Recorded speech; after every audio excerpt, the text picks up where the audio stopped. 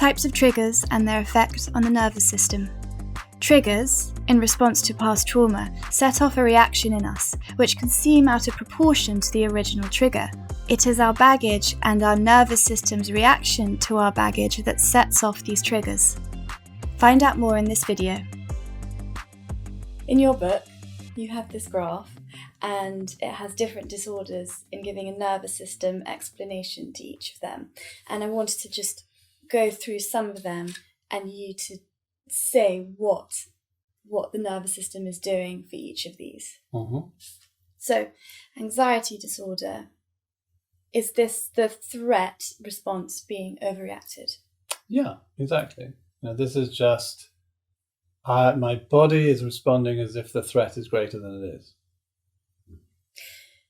Depression.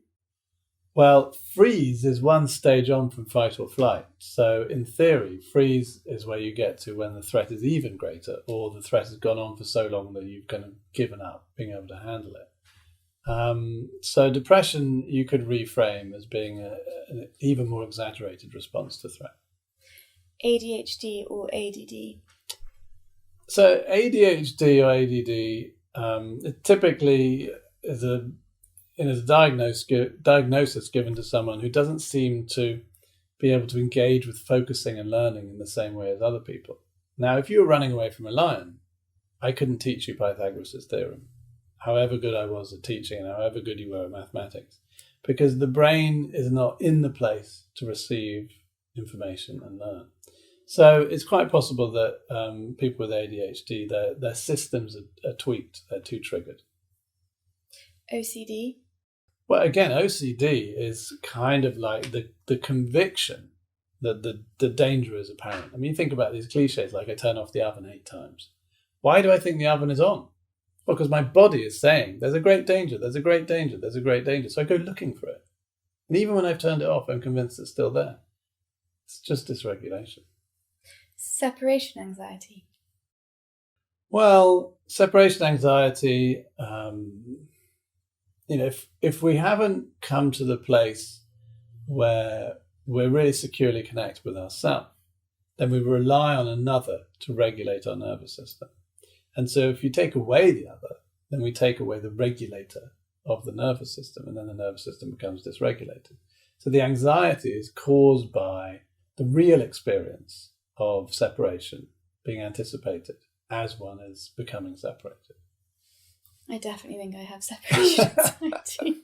When you were saying that, I thought, that's me. Mm-hmm. Can we put bereavement in there as an example? Look, I think bereavement can be a massive trigger for earlier losses that have not been fully worked through. But of course, bereavement is bereavement. Loss is loss. One of the things you have to be careful with this is that, my boss speaking slightly harshly to me, resulting in me throwing the furniture out the window, it seems like a pretty obvious overreaction. It doesn't mean everything's an overreaction. If you lose your husband at 30 years, you're going to be devastated, probably. So the way I think about it is that I just give triggers a number out of 10. So I say most of life is like a 1 or a 2 or a 3 out of 10. So most of our reactions should be like a 1 or 2 or 3 out of 10. So if you're into a 9 out of 10, then it's pretty obvious that you're adding in some baggage from the past. Otherwise, how do you get from 3 to 9? You've got to add something in. And if you're at a 0 out of 10, then you're really not going to be able to protect yourself from a 3 out of 10 problem. So that's not good either. So I think bereavement can, like many things, can be a bit confusing, can be a bit of a grey area, because bereavement is a diagnosis in the DSM-5, this kind of manual that psychiatrists use worldwide to organise symptoms. But there's obviously a natural, normal process and part of bereavement. But then there are people who are completely derailed by loss. And usually when you look into their stories, they've had losses in their past, and often in childhood, that they've not really had the time and space in their system to work through.